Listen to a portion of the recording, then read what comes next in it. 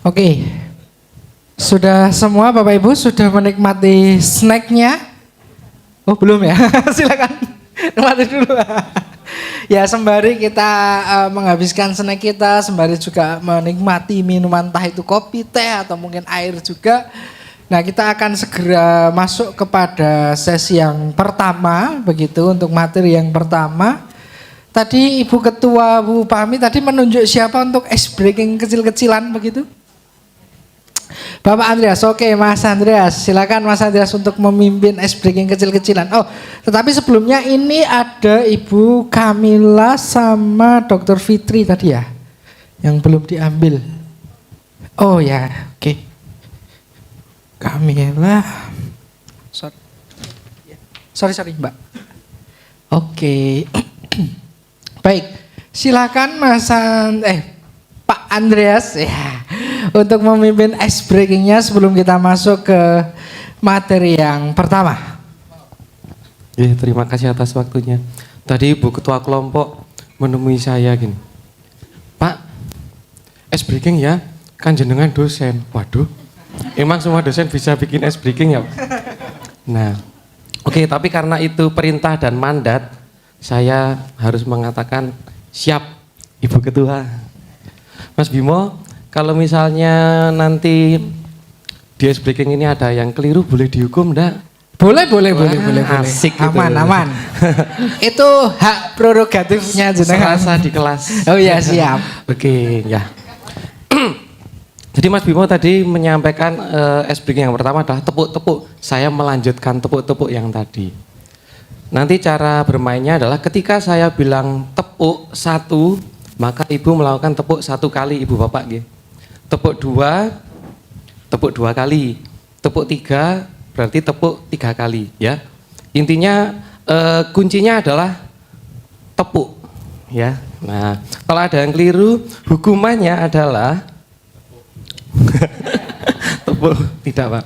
Hukumannya adalah membuat ice breaking selanjutnya. Oke, setuju? Masuk. Nah begitu. Siap ke Bapak Ibu ke? Duduk saja boleh karena ada yang masih sambil makan. Kita latihan dulu dan konsentrasi. Tepuk satu, tepuk dua, tepuk tiga, tepuk dua, tiga. Ah, tidak ada tepuknya Bu. Harus ada kata tepuknya baru tepuk. Anggap tadi latihan ya. Konsentrasi nggih semuanya. Kalau yang sekarang kalau misalnya ada yang keliru langsung kena hukuman membuat apa? Ice breaking selanjutnya. Oke. Siap nggih? Kita nanti tambah cepat. Semakin banyak yang keliru semakin senang saya. Oke. Tepuk satu. Tepuk dua. Tepuk satu. Tepuk dua. Tepuk tiga. Dua. Nah, sudah ada tiga yang mengantri. Begitu ge? Sudah cukup? Nah, satu, dua, tiga. Tidak ada tepuknya tadi. Oh gini doang, tapi tadi saya dengar prok-prok gitu. Saya tidak melihat tapi bisa mendengar. Oke, waktu saya kembalikan ke Mas Bimo. Oke, terima kasih Pak Andreas. Kita kasih aplaus Pak Andreas. Oke. Semangat pagi. Ya, pagi. Baru. Oke, tepuk Bimtek.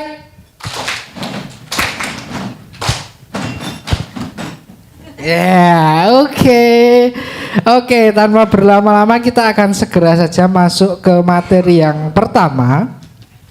Materi pertama ini berjudul Standar Tata Kelola dan Manajemen Layanan Kesehatan Inklusi di Puskesmas serta Pelaporan Puskesmas Ramah Disabilitas. Materi ini akan disampaikan oleh Dr. Putri Ayu Hartini MKK yang saat ini juga beliau sebagai jabatan fungsional administrasi kesehatan juga tim kerja kesehatan disabilitas Kementerian Kesehatan. Beliau akan menyampaikan materi selama kurang lebih 45 menit dan kepada beliau Dr. Putri Ayu Hartini dipersilakan. Monggo Dokter.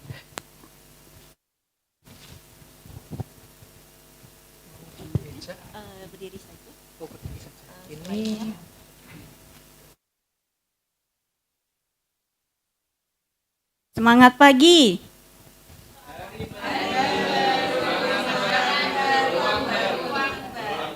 Luar biasa. Tepuk tangan buat kita semua. Ini kita live streaming juga di YouTube? Oh, enggak ya. Luar biasa sekali pagi ini bisa membersamai ibu bapak, mas mbak, kakak-kakak semua di sini ya. Izinkan saya Putri, saya dari Direktorat Pelayanan Kelompok Rentan, Kementerian Kesehatan, akan sharing sedikit. Saya yakin ibu bapak sebenarnya sudah melaksanakan yang namanya pelayanan inklusi disabilitas, tapi memang belum tergrouping saja.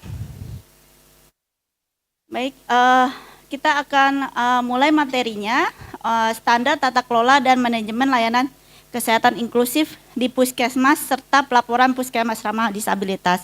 Walaupun saya yakin di sini ibu bapak ada yang berasal dari rumah sakit mungkin atau dari instansi lainnya, materi ini bisa menjadi insight gitu ya.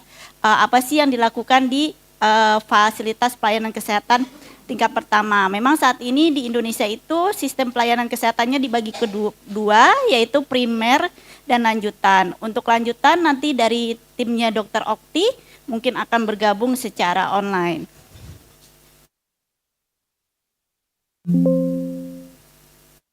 Ini sekilas saya. Tak kenal maka tak sayang maka tak transfer ya. Oh tidak, bercanda ya kakak-kakak. Oke, ini saya sama seperti mungkin ibu bapak kepala puskesmas di sini. Saya berawal dari puskesmas dahulu begitu ya, pernah di puskesmas. Jadi mungkin saya pernah sedikit merasakan apa sih yang menjadi keluh kesah selama ini ya, ibu bapak yang di puskesmas. Ini latar belakangnya. Kami mengambil definisi ragam penyandang disabilitas itu berdasarkan Undang-Undang Nomor 8 Tahun 2016. Jadi klasifikasi ini nanti akan dipergunakan untuk pencatatan dan pelaporan serta mungkin nanti untuk advokasi ke lintas sektor terkait. Karena kami yakin kalau disabilitas ini nggak mungkin kita kerja sendiri ya. Nanti kita yang mendata sendiri, kita yang mengobati sendiri, nanti kita pingsan sendiri. Gitu ya. Jadi kita harus bekerja sama dengan lintas sektor lainnya karena memang tidak mungkin sendiri. Untuk data saja kita harus ke Dukcapil seperti itu ya, untuk mencocokkan dengan data yang kita. Jadi di data Dukcapil atau di Dinas Sosial dia sudah berbentuknya seperti ini.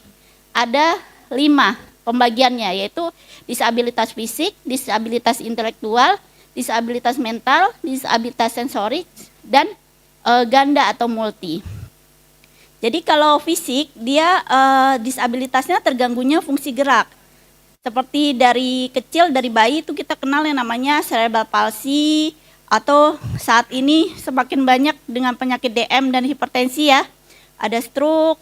Lalu intelektual ini misalnya adanya Down syndrome seperti itu ya, disabilitas mental, skizofrenia, bipolar gitu ya, disabilitas sensoris, netra mungkin dulu kita menyebutnya netra, tuli seperti itu ya.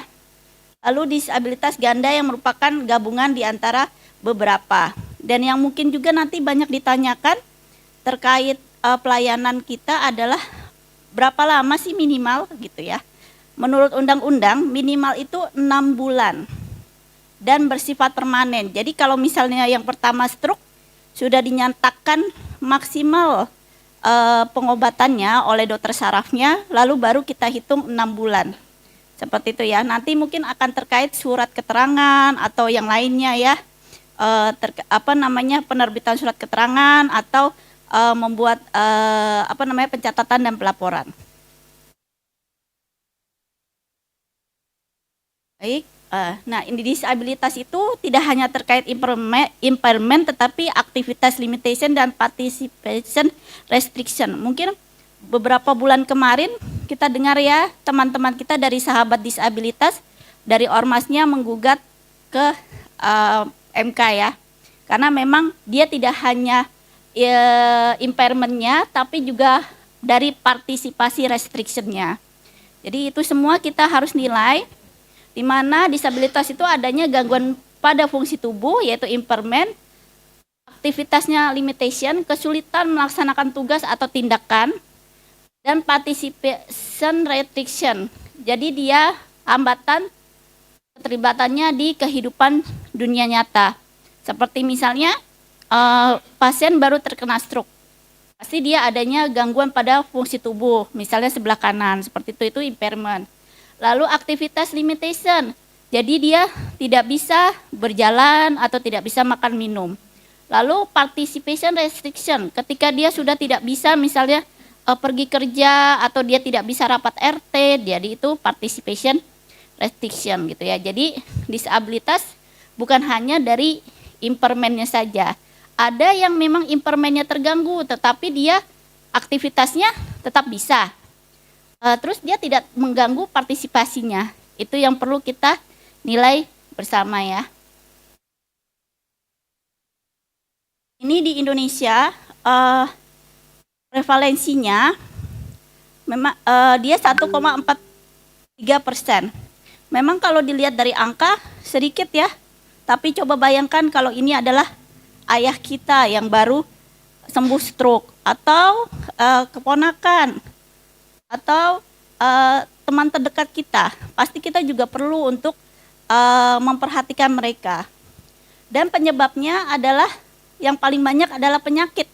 Oleh karena itu kami minta ibu bapak di sini untuk melakukan lebih banyak promotif dan preventif, terutama di puskesmas seperti itu ya, karena sebenarnya 57% itu bisa dicegah loh gitu ya.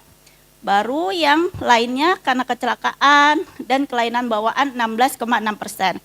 Yang 16,6% ini juga kita akan melaksanakan deteksi dini atau program pencegahannya di puskesmas. Nanti mungkin akan dibicarakan lebih lanjut. Ini data anaknya usia 5 sampai 17 tahun bahwa ada 1,6%. Di sini menurut daftarnya dari berbagai daerah ya, bukan Jawa Tengah aja ya. Ada yang dari paling jauh Atambua ya. Ibu dari Atambua? Oke, benar.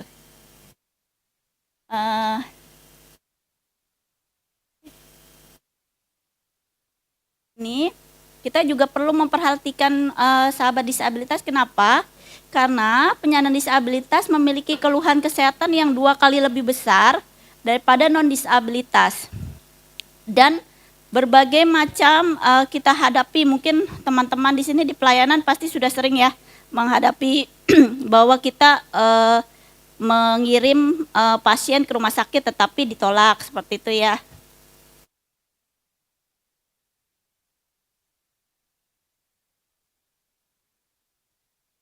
Kami pernah melaksanakan survei di tahun 2023, surveinya kecil-kecilan saja, di mana kami melaksanakan menanyakan ke teman di puskesmas dan di teman-teman disabilitas. Kenapa sih teman-teman disabilitas itu hanya 55% yang ke puskesmas? Ternyata memang banyak hambatannya, diantaranya ya bukan hanya transportasi, jalanan seperti itu ya, dan waktunya puskesmas buka. Oleh karena itu memang untuk mengatasi hal ini berbagai macam yang kita harus upayakan bersama. Salah satunya mungkin dari kami dari penganggaran adalah kami sedang mencoba menurunkan lagi mungkin kalau 2023 itu dan 2024 tuh ada yang namanya pendampingan disabilitas dan korban kekerasan oleh petugas puskesmas ke rumah masing-masing. Nah, untuk 2026 memang hilang. Nih, kami upayakan untuk tahun depan mudah-mudahan dapat lagi, karena untuk menjangkau 45% yang mungkin dia tidak bisa mengakses puskesmas karena keterbatasannya. Jadi teman-teman puskesmas yang datang ke rumahnya, seperti itu ya. Dan saat ini puskesmas mengalami tantangan untuk pelayanan kesehatan inklusi Kenapa sih sebenarnya teman-teman puskesmas ini sudah melakukan pelayanan terhadap disabilitas, tapi belum inklusi? Kenapa? Karena belum memahami secara baik ragamnya yang 5 tadi, karakteristik, cara melakukan asesmen, cara berinteraksi dan komunikasi dengan penyandang disabilitas.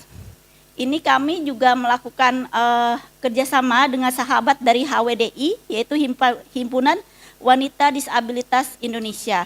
Jadi kami sekali lagi tidak mungkin bekerja sendiri. Jadi bersama HWDI kami membuat responsif fasilitatif seperti itu ya, bukan monef, responsif fasilitatif. Lalu mereka membantu kami juga membuat SOP pelayanan terhadap disabilitas. Di mana seperti ketahui bersama bahwa puskesmas kita semuanya saat ini harus terakreditasi ya. Jadi salah satunya adalah memiliki SOP, yaitu dia adanya di klaster. Ada yang tahu SOP ada di klaster mana? Ibu, boleh? Klaster 1 bukan manajemen. Dinas Kesehatan Provinsi Jakarta. Bulan. Baik, saya coba.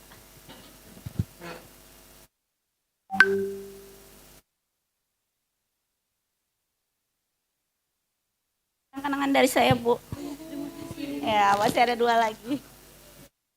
Tepuk tangan dulu lewat Ibu Bulan. Ya, benar sekali di klaster 1. Nanti mungkin kita lebih banyak membicarakan terkait klaster 1 ya. Lalu ini juga PR kita bersama, dari 10.300 puskesmas, baru 819 yang memiliki fisioterapis. Boleh tunjuk tangan yang di puskesmasnya ada terapi wicara atau OT atau fisioterapis? Psikolog klinis? Fisioterapi dari Pemalang. Oke. Baik Bu, nanti mungkin kita lebih banyak nanti mungkin pencatatan pelaporannya ya, terkait kalau sudah ada fisioterapis memang dia akan lebih dalam lagi.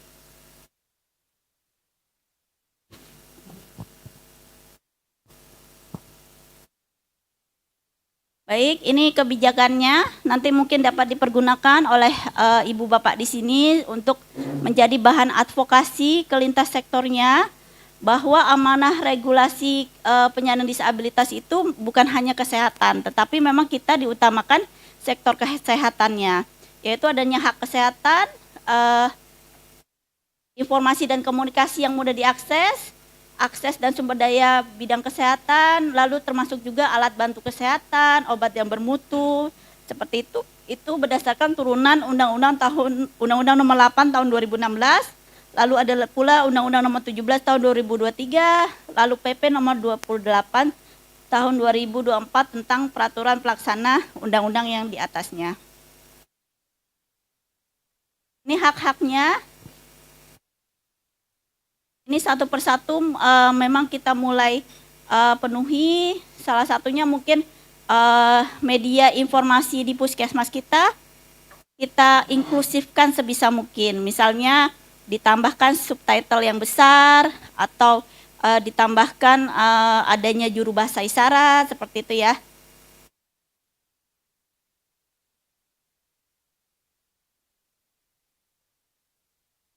Ini masih turunannya.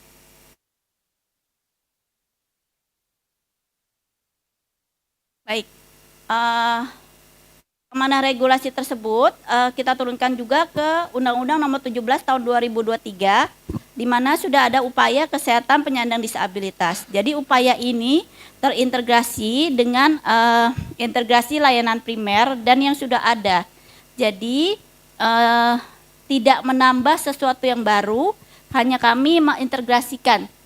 Jadi nanti di klaster 2, klaster 3 itu ada inklusinya, tetapi kami tidak menambahkan suatu klaster yang baru. Ini puskesmas ramah disabilitas sesuai sarananya dan tenaganya, yaitu paling tidak memiliki ramp, handrail, jalur landai, gilding block, ruang parkir, tempat tunggu dengan khusus, jalur dengan lampu yang jelas, pintu geser, toilet. Saat ini toiletnya dari teman-teman disabilitas dan teman-teman lansia kemarin mereka tidak mau kalau disebutnya toilet ramah disabilitas, karena nanti kalau nggak ada disabilitas ditutup Bu gitu. Jadi yang dimau adalah toilet universal. Jadi bisa dipergunakan oleh lansia, oleh ibu dengan bayi, baik juga dengan disabilitas. Jadi toiletnya namanya toilet universal saat ini. Mungkin yang mungkin yang krusial adalah lebar pintu dan adanya bel atau lampu darurat.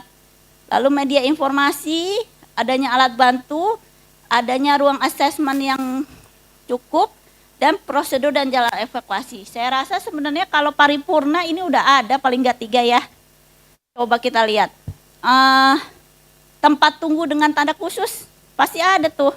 Yang untuk lansia, ibu hamil, tinggal tambahkan disabilitas 1.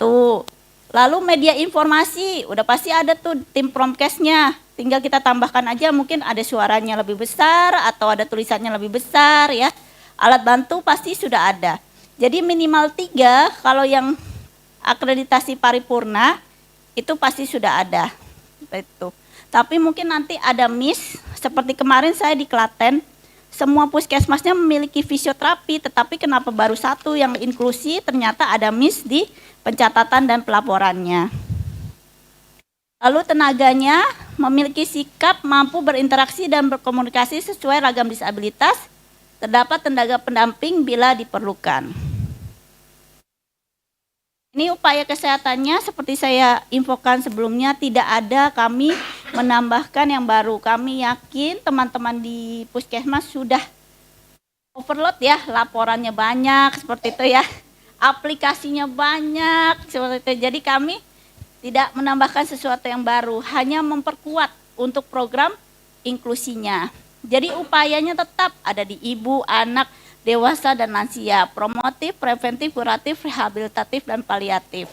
Lalu fasilitasnya, standar bangunannya tadi menyesuaikan dengan akreditasi. Kalau memang sudah lolos paripurna, sudah pasti 3 minimal ada.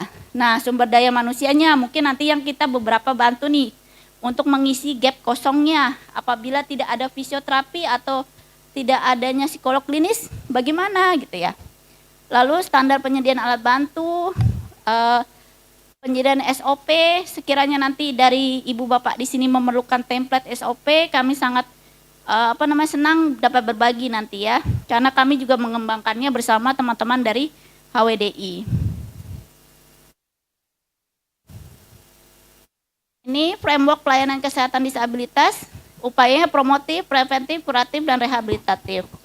Jadi nanti mulai dari klaster 2, adanya komunikasi informasi soal kehamilan, sampai klaster lansia. Lalu pencegahan terhadap infeksi yang kita tahu bersama bahwa dapat mengakibatkan disabilitas atau anak bayinya lahir dengan kongenital ya, seperti TORS, lalu paparan logam berat, zat kimia, nafsa, obat-obatan. Nah, untuk itu promotifnya, preventifnya mulai dari posyandu, lalu ke puskesmas, mengikuti alur yang sudah ada, pemeriksaan kehamilan di buku pink, itu juga sudah ada, kami melengkapi juga. Salah satunya adalah screening SDI-DTK, screening dasar tumbuh kembang, itu adalah upaya untuk mengetahui kedisabilitas, gangguan tumbuh kembang yang akan mengakibatkan disabilitas. Baik, lalu screeningnya ada MCAT, ACTRS. Di sini puskesmasnya ada yang belum terlatih SDI-DTK? Sudah semua? Tapi sudah dipindah ya dok? Yang dilatih sudah dimutasi jangan-jangan. SDI-DTK kitnya ada? Semuanya ada? Kalau nggak ada nanti kita minta sama Yakum berarti ya. Baik, kuratifnya ada psikoterapi, lalu fisioterapi. Ini nanti mungkin bisa di lintas klaster apabila memang memerlukan lintas klaster untuk psikolog klinis dan fisioterapi.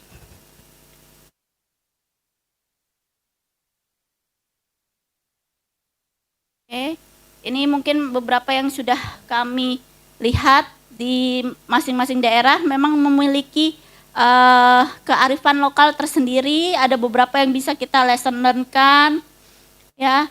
Yang pasti memastikan semua individu dan kelompok masyarakat dapat mengakses dan menerima pelayanan kesehatan yang berkualitas, adil, bermartabat tanpa diskriminasi.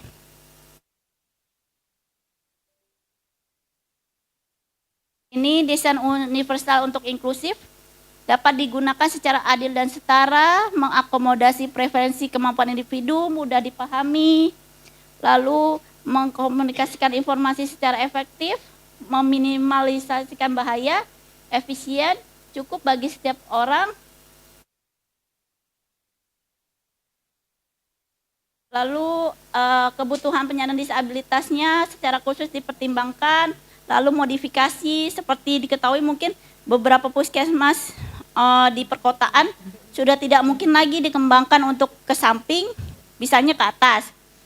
Ketentuannya kepada ibu bapak di puskesmas untuk melihat kembali simkeswannya apakah memang sudah benar-benar sesuai dengan real kenyataannya, seperti itu. Kebanyakan mereka sebenarnya sudah inklusi, tetapi karena definisi operasional dan persepsinya masih belum, jadi mereka belum inklusi jadinya. Baik, ini sistem catatan dan pelaporannya. Ada yang belum bisa, teman-teman di puskesmas? Apa yang masih terkendala? Terutama untuk disabilitas. Kalau di disabilitas, kami hanya di sini, di form layanan disabilitas, untuk sasaran penyandang disabilitas, ini kita tinggal melihat data dari Dukcapil atau Dinsos. Seperti itu ya. Tapi ada juga puskesmas yang data realnya lebih banyak dan mereka memutuskan untuk mengambil data real. Itu dipersilakan saja. Tapi yang kami harapkan adalah kesepakatan satu kabupaten kota gitu. Jadi nanti kabupaten kota tersebut bisa berbicara gitu. Jangan nanti satu sumber datanya dari Dinsos, tapi yang satu data real seperti itu ya. Jadi tidak bisa dianalisis nanti oleh Dinas Kesehatan Kabupaten Kotanya. Jadi sasaran penyandang disabilitas itu tadi yang 5. Di data Dukcapilnya tadi juga sudah berbentuknya 5. Yang mental seperti itu ya. Nanti tinggal dimasukin ke dalam simkeswannya. Ini. Bentuknya juga sudah sesuai dengan data yang di Dukcapil. Jadi ada disabilitas fisik, intelektual, sensori, mental, dan ganda atau multi. Kan Dukcapil juga pembaruan datanya juga paling tidak setahun sekali ya. Jadi kita ya input pembaruannya setahun sekali kalau memang mempergunakan data Dukcapil. Ada juga yang melalui data penjaringan mereka kesepakatan walaupun misalnya ada penderita stroke baru yang sudah 6 bulan dan menjadi disabilitas, mereka tetap memasukkannya nanti di tahun depan seperti itu ya. Jadi datanya per tahun.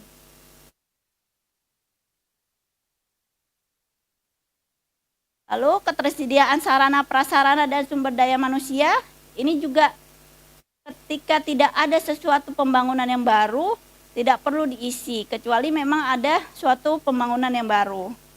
Atau adanya penambahan tenaga baru, kayak misalnya baru angkat CPNS fisioterapis, maka akan dimasukkan sebelah situ ya.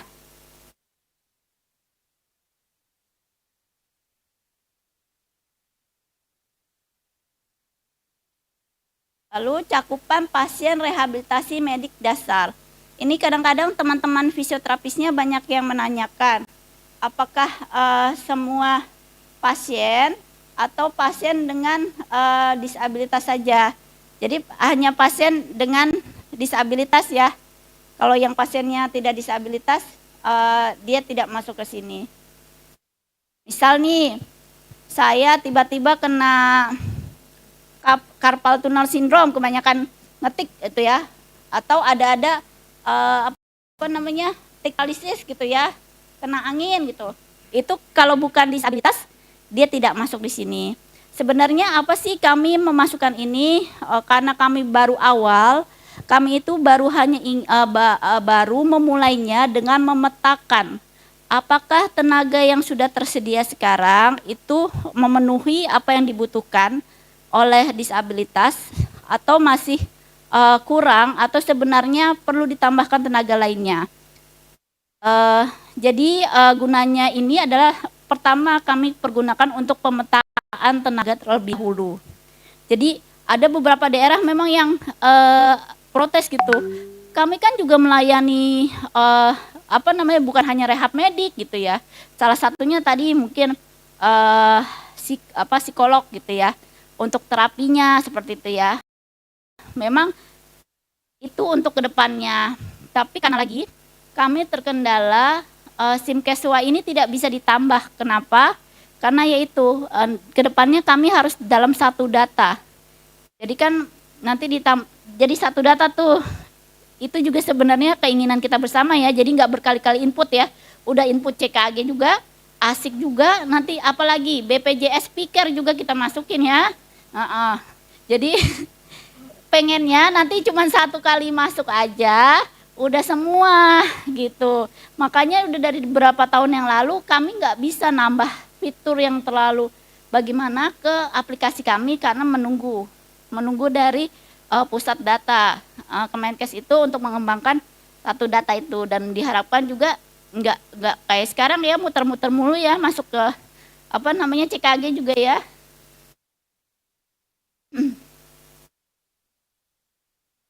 Ini untuk definisi operasionalnya, mungkin nanti bisa dibaca secara sesama. Sekiranya ada yang perlu dikonfirmasi bisa melalui Dinas Kesehatan. Sekiranya Dinas Kesehatan tidak bisa menjawab, biasanya akan ke kami, dan kami juga menyediakan helpdesk.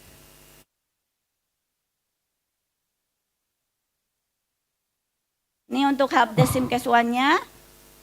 Silakan kalau nanti misalnya lupa password, lalu kenapa password saya error, seperti itu juga bisa di sini ya.